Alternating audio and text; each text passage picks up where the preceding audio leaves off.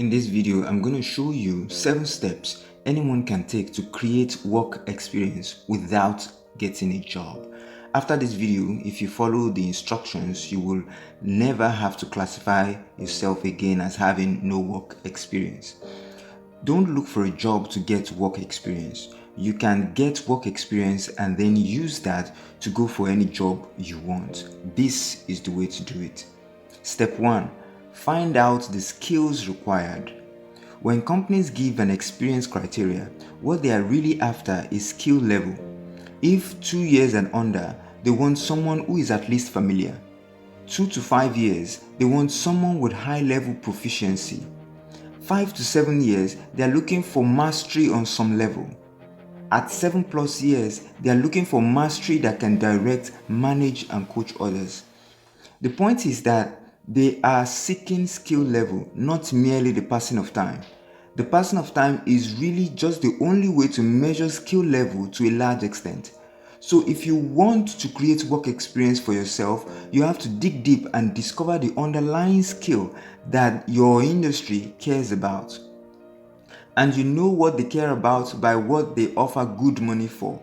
Find out the skills or set of skills that you need to be good at for your industry.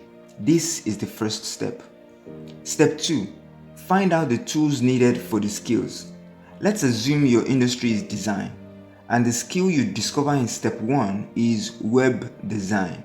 In step 2, you need to determine what tools are used for web design. What are the modern tools used in web design? In most cases, for remote jobs, they are online tools. In our design example, we could assume a few online tools. Let's assume the tools you discovered as a designer are Figma, Adobe Photoshop, WordPress, and Framer. Now you know that if you get good with these tools, you have what companies in your industry are looking for. Then go to step 3. Step 3. Come up with a personal project that requires the tools. Start a personal project require those tools in chapter 2. Now the trick here is not to do something too personal and childish. It must be something professional. For example, if you see that there are lots of e-commerce requests for web design, do a project like that. Create an e-commerce project that will require the tools you uncovered. I had a friend who created a freelance work website for artisans as a web programmer. Of course, the project never went anywhere, but the skills he developed doing that project got him his first high-paying job as a developer. We always laugh hard every time I remind him of that project. It was stupid, but the skills developed from building it made him successful. Step 4. Put in the hours. Take yourself seriously. Don't act like you're doing it for fun. Do it for real.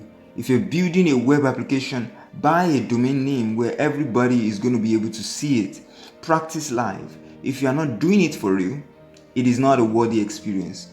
Put in the hours. Don't slack off. Avoid telling people what you are doing. They would not understand, and you would only end up getting mocked for explaining yourself.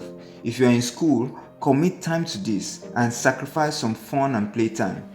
You are going to look foolish for a while. This is the more reason to keep what you are doing to yourself.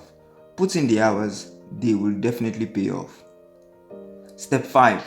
Curate work samples worth showing. This is where the good stuff begins. After you have been working on the tools on the sample project, you would have work samples that you are professionally proud of. Find ways to save these work samples in public domain. Always remember that it is not of value professionally if you are the only one that can see it. People know how good you are by observing what you have done. There is always a way to make your work visible. As a writer, have writing samples. As a designer, have design samples. As a programmer, have files you can always show as proof. If you cannot show work samples, then is it really a professional skill? Your efforts from putting these hours in should result in work samples that can be showcased. Of course, as you work on these personal projects, you can change the scope as you see fit. However, you must have finished work that can be showcased as work samples. Step number 6. Add up the time to make the samples. This is where it gets interesting. All the time you have used in creating a sample, add everything up. Mark the year you started. And as time goes by, your years of experience starts to build up. In some cases, you can backdate your start year. This is when you pick a personal project related to something you have started doing before. Let me explain with our web design illustration. Let's say you want to start a personal project and you have been toying with Iron Man graphics for 2 years as a hobby. If you pick a web design project themed around Iron Man for Iron Man fans, you could say that you have been doing it for 2 years, even though the real web design work has just been for about 6 months. However, do not overdo this backdate arc. Ideally, it should be between 1 to 2 years. Sometimes you can stretch it to 3 years if you are really good and have work samples to show for it. But it shouldn't be more than 3 years. Also, you shouldn't work more than 3 years on a solo project as someone just starting out. Step 7. Choose a studio name for the samples and add it to your CV and LinkedIn. This is the last step, but equally as important. All your projects and work samples must come under one professional studio name. You may need to take a look at how things are named in your industry. This studio name is what will be on your CV and LinkedIn that sums up all your work samples. Using our design example, don't call it the Iron Man project. That is probably not professional. Instead, you call it something like the fiction room. That sounds professional to say. I have spent 2 years working at the fiction room. Then you can create a LinkedIn page for the fiction room. You describe the project, the tools you used, and add links to all your work samples there. Do the same on your CV. Put the fiction room, describe the project, and talk about the tools you used. Remember that the essence of this is to talk about the tools you used. This is to show proficiency at the skill that the job you want requires.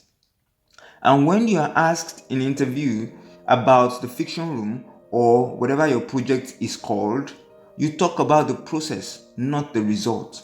Talk about the process like someone hired you to build it. If they ask about the outcome, only say what you are comfortable with. If they are pushing you like it is an interrogation, just say something like, I would rather keep those details private.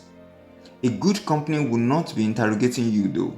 They will only care about the skills you have and your mastery of the tools the job requires. I hope this has been helpful. Like and subscribe for more videos like it.